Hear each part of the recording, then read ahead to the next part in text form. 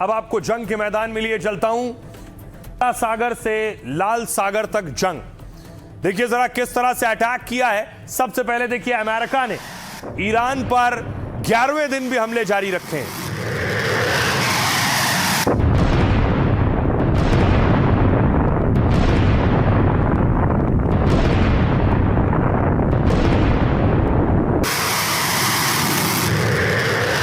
तो दूसरी तरफ ईरान भी पलटवार कर रहा है।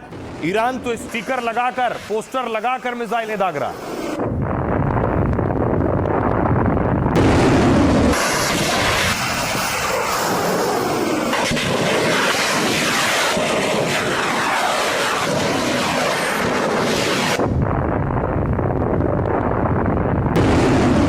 दूसरी तरफ ईरान ने ड्रोन से अटैक किए हैं। ड्रोन पर भी मैसेज लिखा है, संदेश लिखकर फिर ड्रोन अटैक किया है।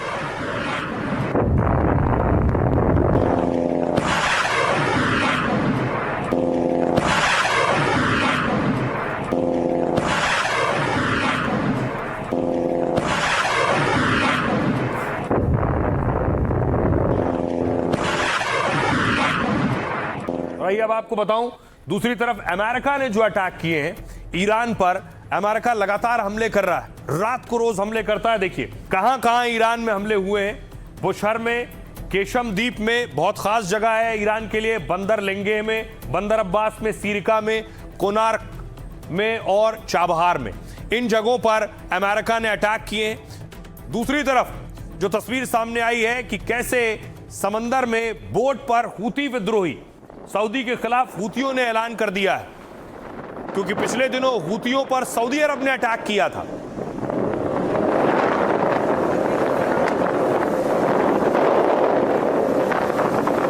और यमन में जो हूतियों का गढ़ है, वहां देखिए उनके समर्थन में प्रदर्शन हो रहा है, लोग सड़कों पर उतरे हैं। सऊदी और हूतियों की लड़ाई पुरानी है।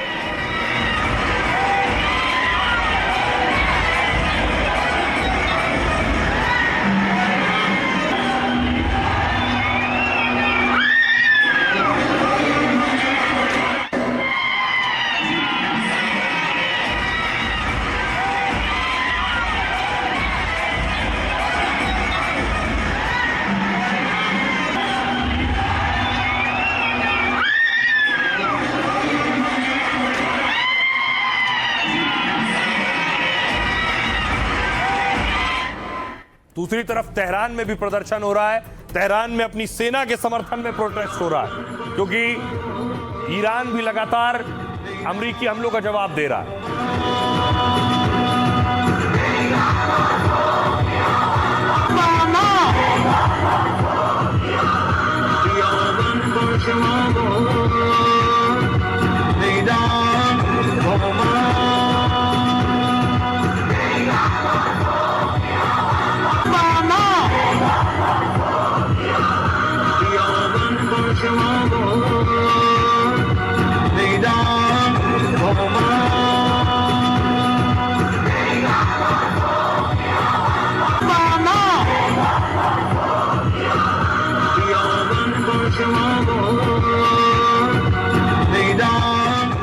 अब देखिए दूसरी तरफ ईरान भी अटैक कर रहा है। ईरान ने जो हमले किए हैं, उन हमलों से अमेरिका को भी नुकसान हुआ है, क्योंकि ईरान ने अलग अलग उन देशों पर अटैक किए हैं जहां अमेरिका की सेना है।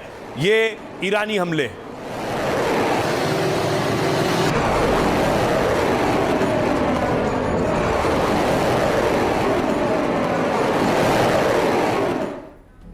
अब देखिए ईरान से जंग में 17 अमेरिकी सैनिक अब तक मारे गए, जबकि 430 से ज्यादा अमेरिकी सैनिक घायल हो गए।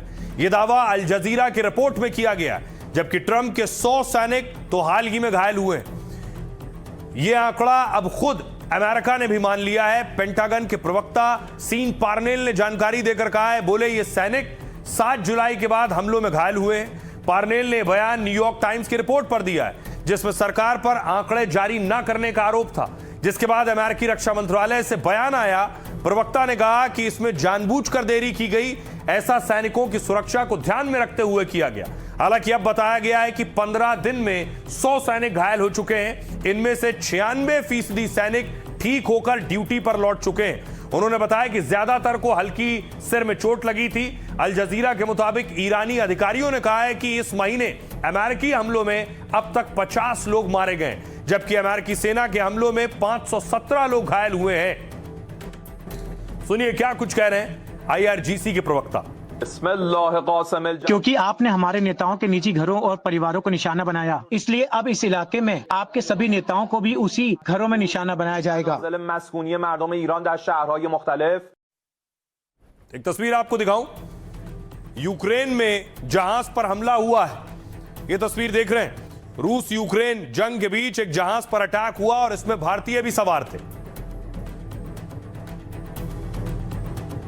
ये तस्वीर आप देख रहे हैं और उसके बाद आपको दिखाऊं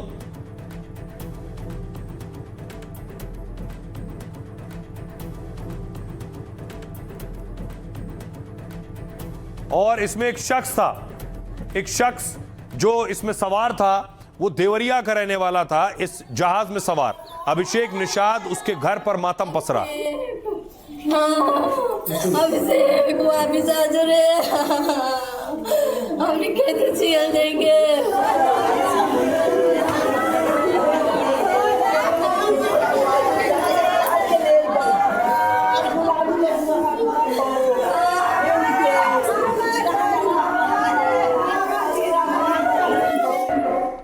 एक और तस्वीर देखिए, कन्नूर से आई है।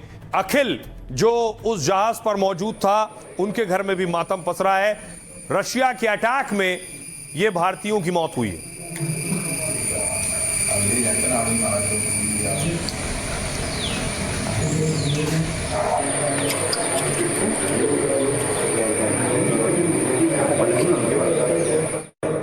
दूसरी तरफ भारत ने इस पर ऐतराज जताया है। भारत के विदेश मंत्रालय ने रूस के राजदूत को तलब किया है।